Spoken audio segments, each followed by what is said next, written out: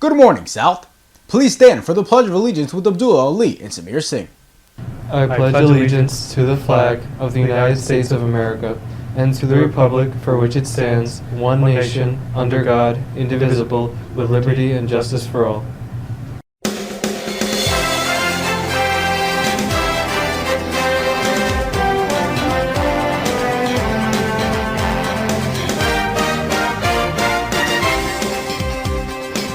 We'll hear more from them later in the show. Good morning once again, and welcome to the Falcon Report for this Friday, the 14th of May, 2021, a day B1. I'm Aiden Andres. Generous contributions collected by the South community have been put to good use, as the Key Club began the Read-a-thon donation drive and will be donating books to children across the island. For further details on how their donations are going, Sharia Bobby joins the show to tell it all. Kicking off towards the end of last week, the Read-a-thon fundraiser is in full swing. Being a uniquely virtual event, this fundraiser, initiated by the non-profit organization called the Book Fairies, aims to provide books and literature to young children in need. Spread by the Key Club throughout the South community, donations and contributions have been made with the aid of communication in various Microsoft Class Teams channels. And they're dedicated to addressing the inequities in education, and they do so by providing books for children in need. Any small donation you can make would help this cause. You can do so by finding the link on the Key Club Teams page, or you could check the post page for your English class, and the link is there, and the directions are simple and easy. Utilizing the online features of this fundraiser, the ongoing Read-a-thon fundraiser has also been the focus of Key Clubs around New York, as South's Key Club and many others have worked together in collaboration to represent Division 7 of the New York District of Key Club. By participating in this impactful fundraiser, students and faculty in the South community will have not only helped give books to children in need, but would also have brought to them a greater, more stimulating educational experience. For the Falcon Report, I'm Shreya Bobby. A great way to pay it forward. Some extra fun for the class of 2026 took place earlier this week. To find out what fun occurred, we'll ask the Falcon Report's Husnan Rana. Husnan? This Tuesday, the class of 2026 decorated sidewalks of the Gladys entrance with elaborate designs. Fueled by the great success of this year's early, unique, socially distanced social, the 7th graders carried this momentum into yet another fun activity. Flooding outside at 3 p.m., the students were given chalk and the freedom to design whatever they wanted on the concrete. Quickly, the ground became filled with unique and detailed designs, including displays of school pride as well as inspirational quotes. We are trying to get our 7th graders to participate and be involved in our South community for a spring activity to enjoy the sunshine outside today and spread some positivity to South. By 4 p.m. the event shifted to the soccer fields as the 7th graders huddled into a circle and played a game of two truths and a lie. Though quick, it was a fun-filled experience for the class of 2026. For the Falcon Report, I'm Husnan Rana. The annual LICEF tournament featured 2 of South's students, of which they were awarded high honors for their outstanding research. To find out what this research was and what went into it, we'll welcome the Falcon Report's Emily Nofter. Emily? I'm joined here now with Samir Singh and Abdullah Ali. So guys, can you tell us what you've been awarded? Yeah, so we both participated in the Long Island Science and Engineering Fair, and for my category Material Science, I had won the Most Outstanding Exhibit in Material Science from the ASM Education Foundation.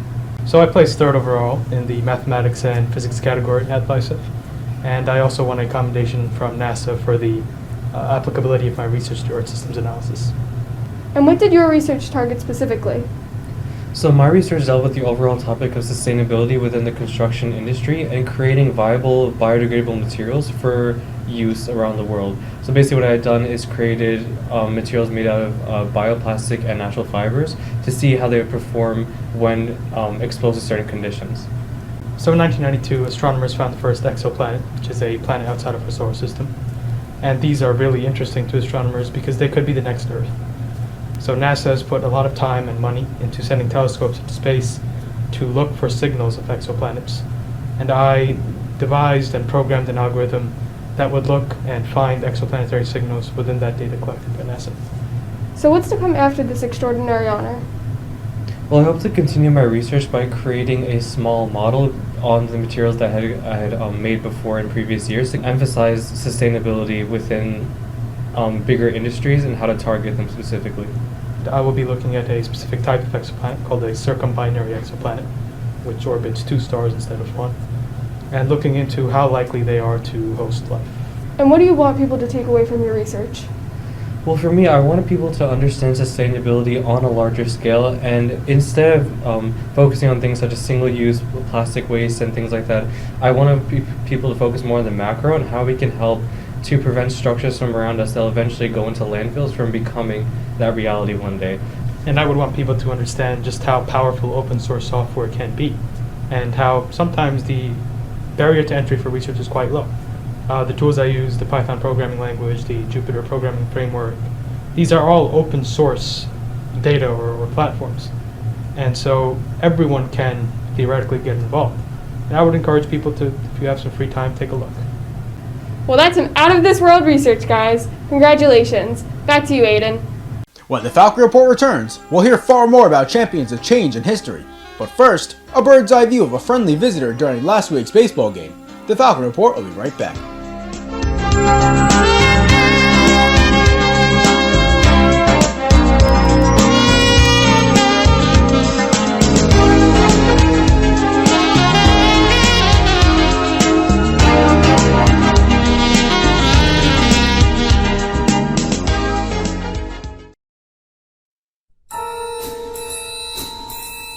Hey kid, you like to read. Why don't you support the book fairies? Book fairies? For every dollar that you raise, Packages in position. 3 books are distributed. Changing children's stories 1 book at a time. Our heroes are the book fairies. Hey kid, are you okay? We still need donations for the book fairies. Oh yeah, the book fairies. For Key Club.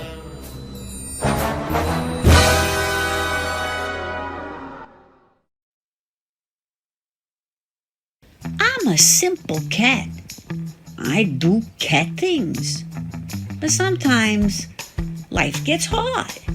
Like, what is 2 fish plus 2 birds?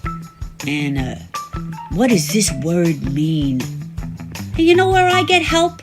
I go to South's tutoring program.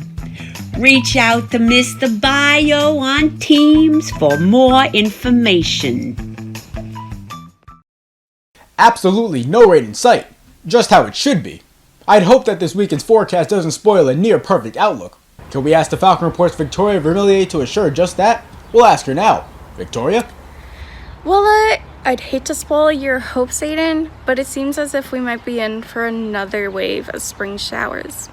Don't get discouraged, however, as today's temperatures will stay in the 70s with partly sunny skies.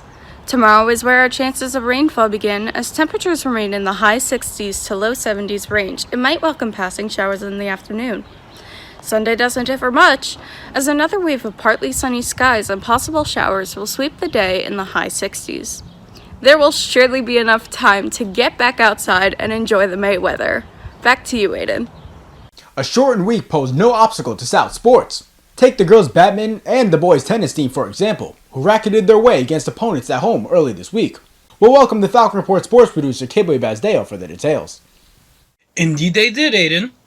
We'll begin on Monday, where the girls' badminton squad took on Belmore JFK.